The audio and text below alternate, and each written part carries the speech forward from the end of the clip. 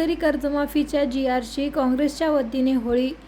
विधानसभा निवडणुकीच्या वेळी मुख्यमंत्री देवेंद्र फडणवीस यांनी राज्यातील शेतकऱ्यांना कर्जमाफीचे आश्वासन दिले होते.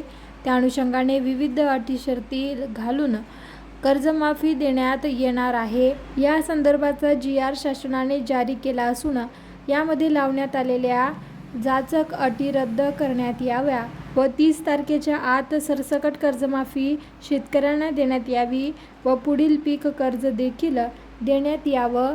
या प्रमुख मागणीसाठी बुलढाणा जिल्हा काँग्रेस कमिटीचे अध्यक्ष प्रकाश अवचार यांच्या नेतृत्वात GRची होळी करून आंदोलन करण्यात आले. यावेळी बुलढाणा जिल्ह्यातील काँग्रेस पदाधिकारी, कार्यकर्ते या आंदोलनात मोठ्या संख्येने सहभागी झाले होते. या ठिकाणी शेतकऱ्याची कर्जमाफीच्या विषयावर विधानसभेच्या निवडणुकीमध्ये या राज्याच्या मुख्यमंत्र्यांनी जे आश्वासन दिलं होतं की संपूर्ण शेतकऱ्याची कर्जमाफी या ठिकाणी आम्ही देऊ म्हणून, परंतु आज आपण जर पाहिलं असेल जो शासनाने GR काढला त्याच्यामध्ये 2019ला ज्या शेतकऱ्यांचं कर्ज माफ झालेलं आहे त्या शेतकऱ्यांना 50,000पर्यंत कर्जमाफी आणि अनेक त्याच्यात निकष लावलेले आहेत. उदाहरणार्थ दाखल झाले तर संस्थेचा एखाद्या सहकारी संस्थेचा जर एखादा पदाधिकारी असेल तर त्याचं कर्जमाफी नाही, कोणी नोकरीवर असेल त्याचं कर्जमाफी नाही.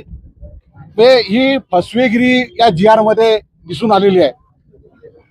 याचा लाभ या GR नुसार जर म्हटलं तर 10 ते 15% लोकांना त्या ठिकाणी लाभ होईल. आणि म्हणून आमची या ठिकाणी या फडणवीस सरकारला विनंती आहे की आपण जो GR या ठिकाणी काढलेला आहे तो फसवा GR आहे आणि तो फसवा GR या ठिकाणी रद्द करावा.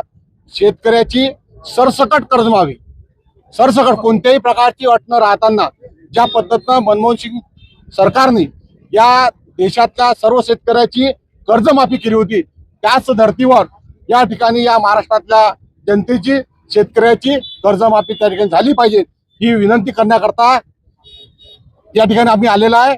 आणि जो GR आहे जो फसवा GR आहे त्याचा निषेध या ठिकाणी आम्ही तो जाळून या ठिकाणी केलेला आहे. तो GR जाळून आम्ही या ठिकाणी केलेला आहे. आणि मी या ठिकाणी परत आपल्याला सांगू इच्छितो की ज्या पद्धतीनं या ठिकाणी शेतकऱ्याची जे दिशाभूल या ठिकाणी सरकार करून राहिलेलं आहे ते दिशाभूल बंद करण्याचं काम या ठिकाणी सरकारने करावं.